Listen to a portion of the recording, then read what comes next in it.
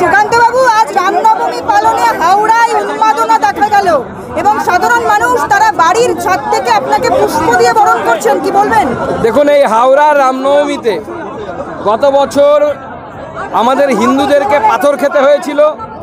বহু রামনবমী রাম ভক্ত যারা, তাদের মাথা ফেটেছিল, দাঙ্গা হয়েছিল এক কথায়। এবং আমি আজকে আশ্চর্য হয়ে গেলাম, কারণ সে সময় আমি এসেছিলাম, 144 ধারা ছিল বলে আমাকে ঢুকতে দেওয়া হয়নি সব জায়গায়।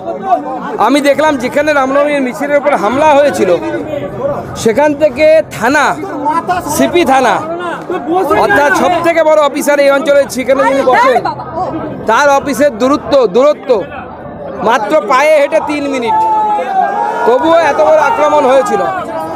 তাই হাওড়ার হিন্দু সমাজ এবার কোমর বেঁধেছিল যে হিন্দু সমাজ এবার পুরো শক্তি দিয়ে এই রামনবমীর মিছিল হাওড়াতে করবে।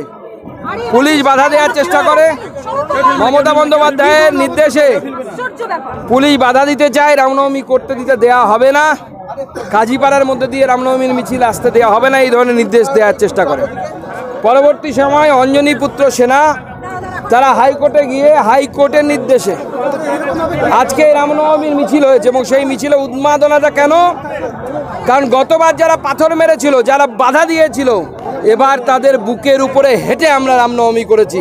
প্রতিবার আমরা করব, তাদের বুকের উপরে রামনবমী করব। ভারত রামের দেশ, রাম ভারতের, ভারত রামের, এর বাইরে কোনো কথা হবে না। যারা বাধা দেওয়ার চেষ্টা করবে তাদের উচিত ট্রিটমেন্ট দেওয়ার ব্যবস্থা বিজেপি জানে, আমরা হিন্দু সমাজ জানি। সুকান্তবাবু, নিউ টাউনে রামনবমীর মিছিল, সেখানে পুলিশ মিছিল আটকায়, লকেট চট্টোপাধ্যায়ের সঙ্গে বাকবিতণ্ডা হয়, পুলিশে আটকানোর ছবি বারংবার দেখা যাচ্ছে বিভিন্ন জেলায়। পুলিশ অতি সক্রিয় হয়ে বারবার এইভাবে রামনবমীর মিছিল বিভিন্ন জায়গায় আটকানোর চেষ্টা করছে। পুলিশের এই অতি সক্রিয়তা যদি রামনবমীর মিছিলে হামলার সময় হয়, তাহলে পরে তো রামনবমী নিয়ে কোনো সমস্যা হয়ে থাকে না। আজকে যেমন কলকাতা হাইকোর্টের রায়ে হাওড়ায় যে গলিগুলো থেকে হামলা হয়, পুলিশ তো সেখানে ব্যারিকেড করে রেখেছে দেখলাম।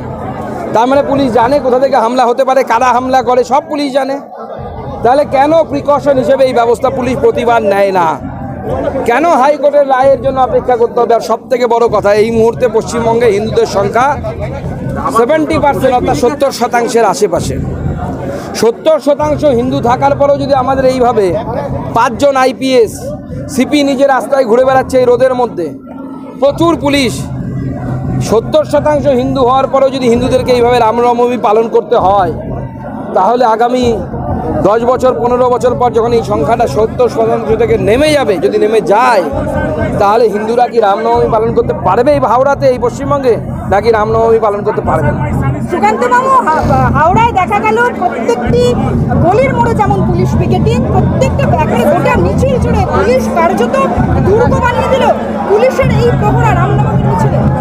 দেখুন, এটা দুর্ভাগ্যের যে এত প্রহরার মধ্যে আমাদের রামনবমী, হিন্দুদের রামনবমী করতে হচ্ছে। এটা এক্সপেক্টেড না। রাম ভারতবর্ষের, ভারত রামের, সেখানে রামনবমী করবে হিন্দুরা পুলিশ প্রোটেকশনে। পশ্চিমবঙ্গের অবস্থা তাহলে কোন দিকে গেছে? আমরা 1946 অর্থাৎ 1947 সালের পূর্বতন অবস্থায় পৌঁছে যাচ্ছি ধীরে ধীরে। ভারতীয় জনতা পার্টি মনে করে এই পরিস্থিতি থাকা উচিত নয়। ঈদের নামাজের সময় তো এত মিছিল দেওয়ার, এত পুলিশ দেওয়ার দরকার পড়েনি। হিন্দু সমাজ থেকে কেউ তো গিয়ে পাথর মারেনি ঈদের নামাজে, তাহলে রামনবমীতে কেন এত সুরক্ষার প্রয়োজন হবে? এই সমস্যাটা আমার মনে হয় বাংলার ইন্টেলেকচুয়াল লেভেলে আলোচনা করা দরকার, আলোচনা হওয়া উচিত, ডিবেট হওয়া উচিত। বাংলার মুখ্য মিডিয়াতে এই বিষয়ের উপরে বিতর্ক হওয়া উচিত।